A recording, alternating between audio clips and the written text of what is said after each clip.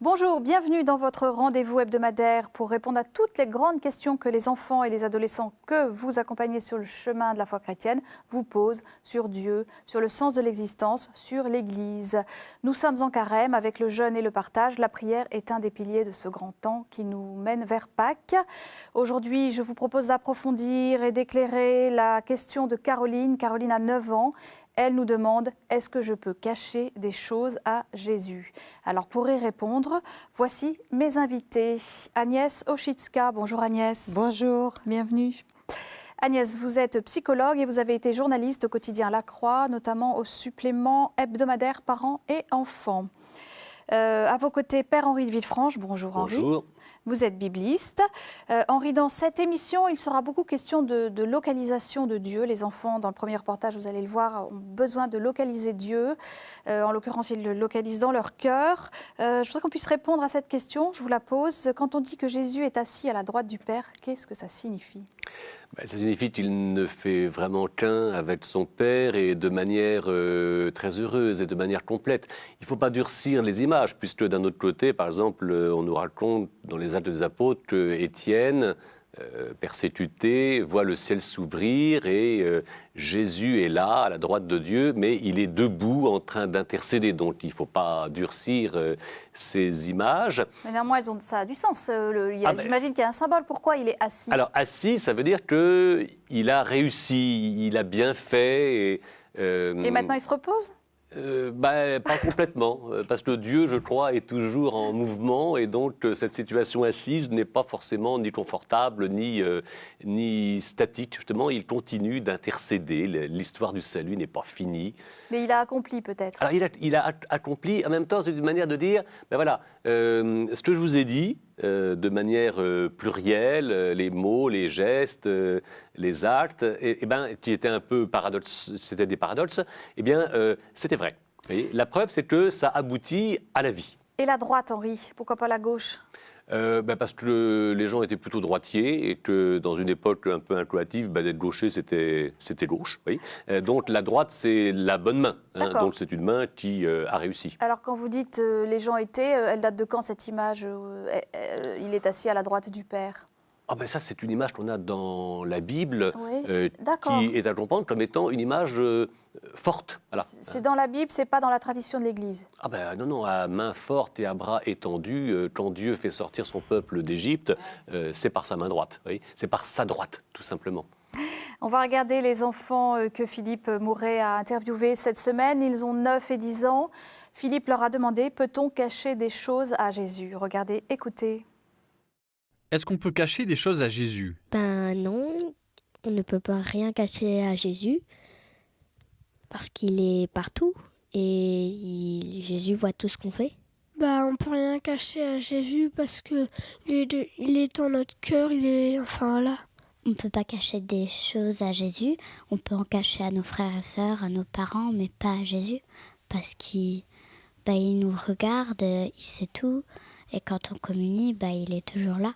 Et donc c'est impossible de cacher des choses à Jésus parce qu'il lit dans c'est un peu comme s'il lisait dans nos esprits. Comment Jésus nous voit-il ? Jésus voit ce qu'on fait de bien et ce qu'on fait de mal. Et il préfère voir ce qu'on fait de bien, mais il nous juge quand même dans ce qu'on fait de mal. Jésus, il regarde plutôt ce qu'on fait de bien. Et il nous pardonne ce qu'on fait de mal. Pourquoi dit-on que Jésus habite dans notre cœur ? Jésus, il est dans notre âme parce qu'au moment de l'Eucharistie à la messe, on mange le corps du Christ, donc il descend en nous. Est-ce que Jésus n'est présent que quand on l'appelle ? Jésus est toujours avec nous, quand on l'appelle et quand on l'appelle pas. Il nous protège et il est dans notre cœur. Il fait ça parce qu'il nous aime et il veut toujours être près de nous. Jésus voit-il même ceux qui ne sont pas baptisés et qui ne croient pas en lui ? Jésus, il aime tout le monde, même si on ne croit pas, parce qu'il nous a laissé la liberté de croire ou pas. Jésus, il aime ceux qui croient. Il aime quand même ceux qui croient pas en Jésus, en Dieu, parce que ils ont quand même une âme. Et il a donné la vie à tous ceux qui croient pas en lui. Faut-il avoir fait sa première communion pour parler à Jésus ? on n'a pas besoin d'avoir fait sa première communion pour parler à Jésus, parce qu'on a déjà notre baptême et quand on est, on est déjà un enfant de Dieu. Parce que dès notre enfant, Jésus nous a créés avec une âme. Et dans cette âme, Jésus y habite. Dès qu'on est tout petit, donc on peut lui parler dès qu'on est tout petit. Seriez-vous plus libre de faire des bêtises si Jésus n'existait pas et ne vous voyait pas? Si Jésus ne nous voyait pas, il y aurait toujours Dieu et donc il nous verrait quand même. Donc on ne serait pas plus libre. D'un côté, non, on ne serait pas plus libre de faire des bêtises parce qu'il y a nos parents. Et d'un côté, oui, parce qu'il y a Satan qui va renouveler ses forces pour essayer de nous faire tomber dans le piège. Si Jésus n'existait pas, on aurait toujours nos parents, il y aura Dieu et la gentillesse. Quelles sont vos grandes questions? Comment peut-on savoir si Jésus est bien dans notre cœur? Comment savoir si Jésus combat bien le diable dans notre cœur? Comment peut-on savoir si Dieu, il nous voit toujours, voilà. Merci les enfants pour vos témoignages, vos réactions, vos questions. Merci aussi à la procure de Chartres qui nous a accueillis pour tourner ce reportage. Agnès, les enfants localisent Dieu, ils ont vraiment ce besoin, ils le localisent aisément dans leur cœur. Pourquoi ? Je crois que c'est assez simple, c'est parce que je crois que Dieu est quand même associé à quelqu'un de bon, Oui. etc. Et on aime de tout son cœur, par exemple. C'est vraiment quelque chose de spontané. On dessine des cœurs. Quand on devient amoureux, on dessine vrai, un cœur. Je pense que c'est vraiment... C'est de cet ordre-là. Oui, Ouais. de cet ordre-là. Un symbole, c'est un symbole. Le cœur est un symbole biblique aussi, peut-être. Oui, alors c'est pas spécialement affectif dans le vocabulaire biblique. Tiens donc. Vous voyez, on a des yeux pour voir, Dieu donne des yeux pour voir, des oreilles pour entendre, un cœur pour connaître. Vous voyez, donc c'est vrai. Alors, on va dire Est-ce qu'il y a un lien entre la connaissance et l'amour ? Alors, on va dire justement, c'est une connaissance qui n'est pas simplement de l'ordre, disons, de l'intelligence, c'est de l'ordre de l'adhésion et de la communion, au sens, on va dire, genre Claudel, connaître, naître avec, ne faire plus qu'un. Voilà, il y a l'idée de communication plus communion. Et alors, on nous dit justement, c'est un don de Dieu. C'est-à-dire que Dieu donne un cœur pour connaître. Donc, c'est à travailler. C'est pas... Il y a le côté spontané, et puis il y a un côté après un peu plus réfléchi, on dirait même peut-être plus volontaire. Parce que, et on va voir de toutes ces questions, vouloir adhérer à Dieu, vouloir être clair devant Dieu, voilà, ça se réfléchit. Alors les enfants localisent Dieu, nous aussi les adultes, dans notre cœur, mais on le localise aussi dans le ciel. Qu'est-ce que vous pensez de cette image ? Alors ça c'est un subterfuge, si j'ose dire, parce que notre Père qui est aux cieux, ça veut dire notre Père qui est Dieu. Alors ça, c'est une idée où, par exemple, dans le monde biblique, dans le monde juif, et un peu chrétien aussi, on n'aime pas dire Dieu trop vite. Alors, pour ne pas le manipuler. Parce que manipuler Dieu, c'est un blasphème. Ouais. Et on voit bien, les enfants ont toujours tendance à prendre Dieu dans leur univers qu'ils connaissent, ce qui est tout à fait normal d'ailleurs. Alors, on va prendre des substituts, genre le ciel, avec forcément l'avantage et le danger d'un imaginaire dont on ne peut pas se passer, et qui pourrait être un petit peu réducteur. Dieu est dans les nuages. On connaît Gagarine dans son premier Spoutnik, je ne sais pas quoi, j'étais dans le ciel et je n'ai pas vu Dieu. Ce qui est quand même d'un simplisme pénible. Agnès, vous voulez réagir sur le ciel ? C'est drôle parce que lorsqu'un enfant perd quelqu'un de cher, on lui dit tantôt l'un, tantôt l'autre. On lui dit tantôt qu'il est au ciel avec Jésus, avec Dieu. Tantôt il dit mais il est dans ton cœur. Et ça montre bien là.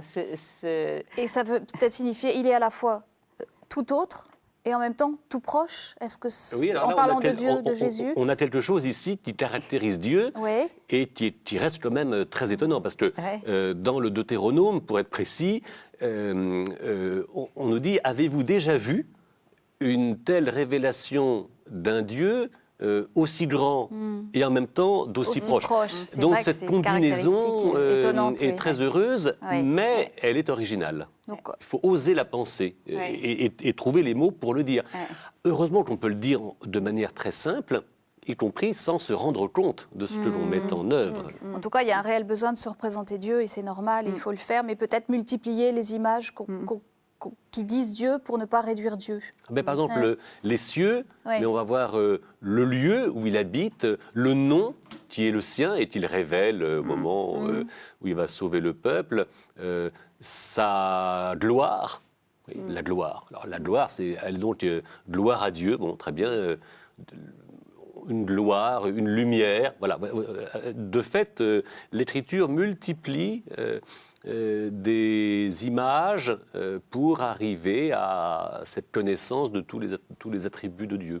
On va en venir à la question de Caroline, 9 ans. Est-ce que je peux cacher des choses à Jésus? Qu'est-ce que vous percevez derrière cette question? Moi, je la trouve extrêmement intéressante, cette question. Mais je la prendrai vraiment par le côté du développement de l'enfant. Et notamment, il y a un passage extrêmement important dans le développement de l'enfant, c'est au moment où l'enfant est capable de mentir, donc de cacher une vérité ou de cacher un acte mauvais ou qu'il considère comme mauvais, de mentir à ses parents. Et le drame, pour lui, c'est si les parents le découvrent. C'est à quel âge ça? Ça, c'est vers, je dirais, qu'est-ce qu'on pourrait dire, 6-7 ans. D'accord, donc c'est avant l'âge de Caroline. C'est avant l'âge de Caroline. Et c'est quelque chose qui est déterminant, qui est initiatique, c'est-à-dire que grâce à ça, ou cacher quelque chose, hein, vraiment, tout simplement cacher, même si c'est pas mauvais, hein, même si c'est pas... Cacher, ça veut dire que j'existe sans... Uniquement, c'est moi qui existe. Et c'est vraiment fabuleux, c'est l'entrée sur le chemin de la liberté, en fait, et de la responsabilité. Donc ça ne veut pas forcément dire que Caroline a l'image d'un Dieu qui lui fait peur et dont elle veut se cacher? Donc, ça veut dire, en tous les cas, sa question, je ne sais pas ce que ça veut dire pour elle, ça peut vouloir dire beaucoup de choses. Ça peut vouloir dire, sa question c'est, est-ce que l'on peut cacher? C'est-à-dire, est-ce que Dieu est encore plus intrusif, a une vision, peut entrer vraiment complètement... Omniprésent. Oui, ça peut être une angoisse. Oui. Hein, ça peut cacher une angoisse. Et qu'il faut lever. Et qu'il faut lever. Alors, Père Henri, comment on lève cette angoisse? Comment on révèle le vrai visage de Dieu?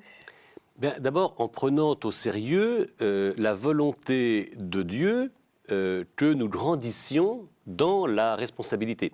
C'est-à-dire que la dépendance n'est pas aliénante. Quand Dieu se compare à un père, vous voyez, par le début du livre d'Isaïe, j'ai élevé mes enfants, je les ai fait grandir. Pas de peau, ils se sont, enfin, il n'y a pas de peau, mais ils se sont rebellés contre moi. Vous voyez. Donc, il y a cette idée que Dieu, quand il prend l'image de la paternité, il la prend de manière complète et heureuse. L'enfant doit grandir, doit mûrir, doit devenir un adulte. Et Dieu ne veut pas du tout maintenir dans la dépendance servile. Vous voyez, Dieu est aujourd'hui quelqu'un qui libère. Alors, ce qui est vrai, c'est que nous, dans notre processus humain tel que nous le découvrons, les passages où on se rend compte qu'on est capable de vivre indépendamment de ses parents, qu'on est capable de prendre des décisions, qu'on a un terrain, une chasse gardée, que les autres ne connaissent pas. L'idée d'avoir sa chambre, son endroit, son lieu où on va se développer. À l'adolescence, c'est très important d'avoir son propre lieu. Mais même avant. Ça fait partie de notre condition. Et donc, Dieu, en un sens, il aime ça. Et il faut signifier ça aux enfants. Je vous propose, avant d'aller plus loin dans notre conversation, de regarder le reportage biblique et catéchétique. De quelle manière Dieu, qui est tout-puissant, nous voit-il? Eh bien justement, regardez.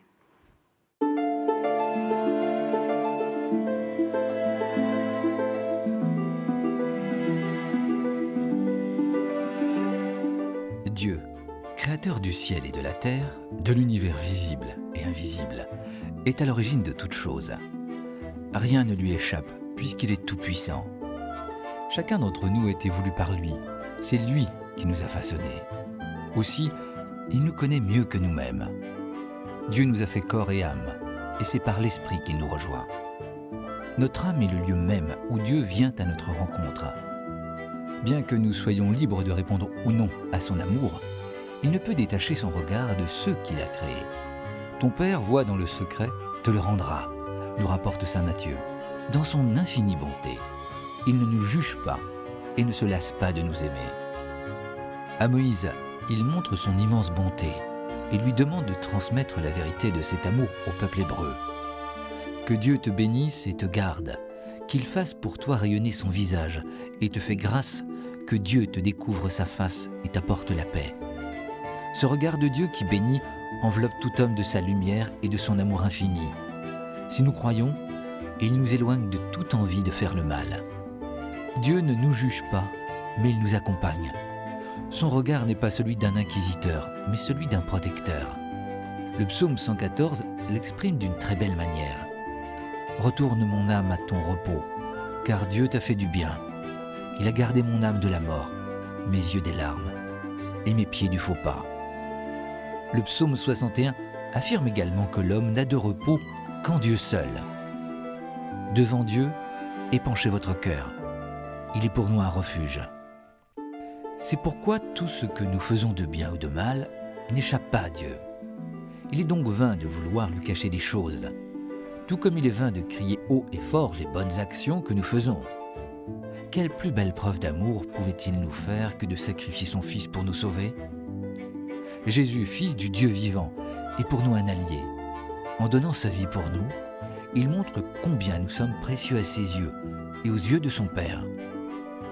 Dans nos vies de tous les jours, nous sommes souvent tentés de fermer notre cœur à Dieu, par peur du péché ou par paresse. Nous nous détournons de lui. Or, rien n'est possible sans lui. Notre foi nous donne la certitude que, pas à pas, le Seigneur nous guide, nous relève quand nous trébuchons. Sans cesse, il nous ouvre le chemin d'un avenir meilleur. Merci à Laure Rayet pour l'écriture de ce beau reportage que vous pouvez toujours télécharger sur le site internet de KTO, www.ktotv.com. Agnès, on a vu dans ce reportage que la qualité infinie du regard que Dieu porte à sa créature.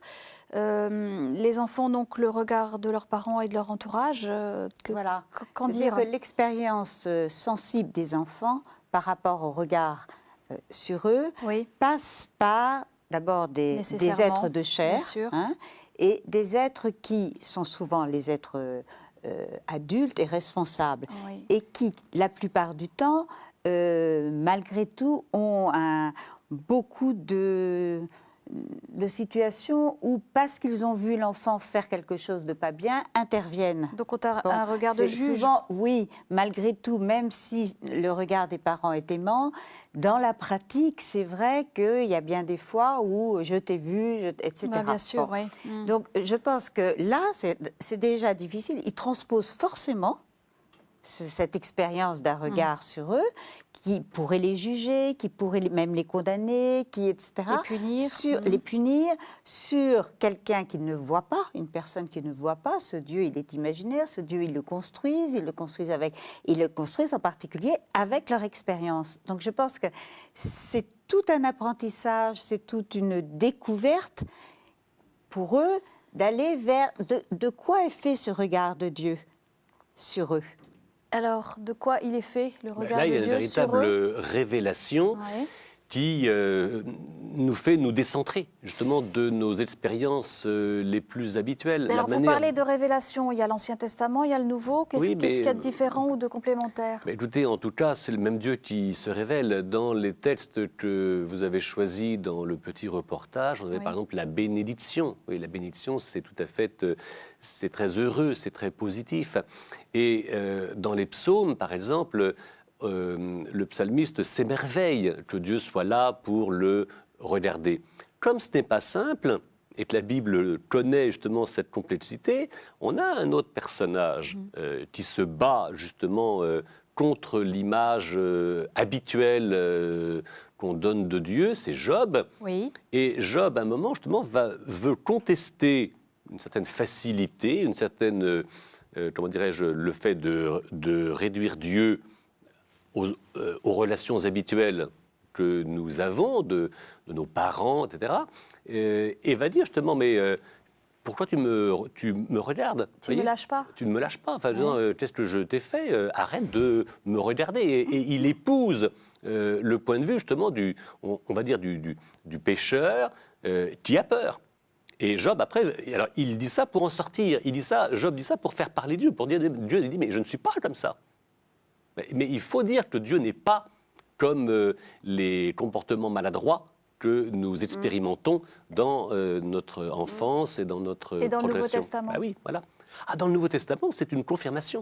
Vous voyez, là, Jésus vient de manière, on va dire, complémentaire. Vous voyez, enfin, complémentaire, il vient achever tout ça pour montrer justement que il apporte justement pardon. Il y a plus de joie au ciel pour un pécheur qui se convertit que pour les 99, il n'en aurait pas besoin. Donc, il vient vérifier que ce changement, cette nouveauté promise.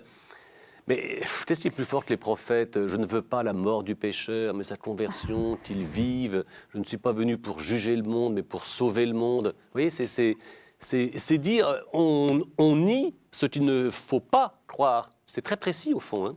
Agnès? Oui, je pense qu'on peut aussi faire comprendre à un enfant quel est ce type de regard de Dieu en lui disant, toi, quelquefois, tu regardes avec un sale œil ton copain. Hein, là, vraiment, ça, c'est pas un regard de Dieu. Dieu, et puis il y a d'autres fois où tu le regardes tout plein d'amour, tout plein d'amitié. C'est ton meilleur copain, tu vas faire des tas de choses, tu te mets en projet. Et là, lui dire, tu vois, par analogie. Là, c'est Dieu là qui regarde. C'est Dieu, et c'est Dieu encore ne plus grand regarde que ça. qu'avec amour, qu'avec amitié, et je pense que ça peut lui faire comprendre.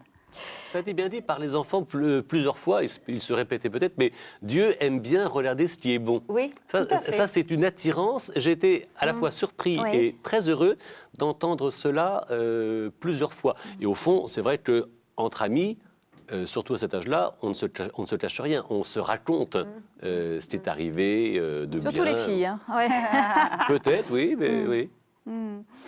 Alban, qui a 9 ans, qui dit « Comment peut-on savoir si Dieu nous voit toujours ?» Il nous voit toujours, vraiment? Enfin, c'est dit, ça? Oui, mais oui, ce toujours, c'est pas Big Brother, c'est pas la caméra qui est toujours branchée, c'est une présence.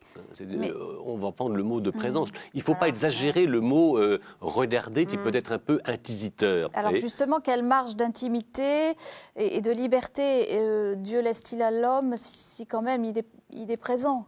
Mais la liberté, on a toujours peur que Dieu prenne tout et que du coup, on n'ait plus rien, comme si Dieu allait nous empêcher de vivre.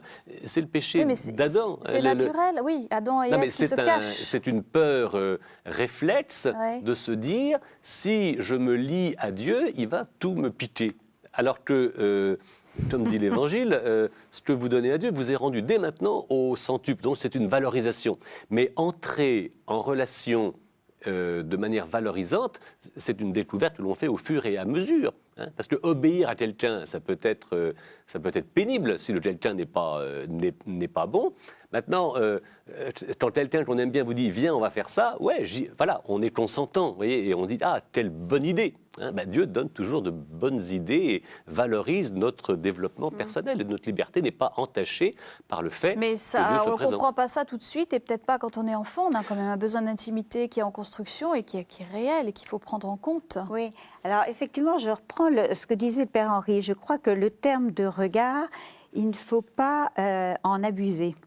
Et arriver à parler plus...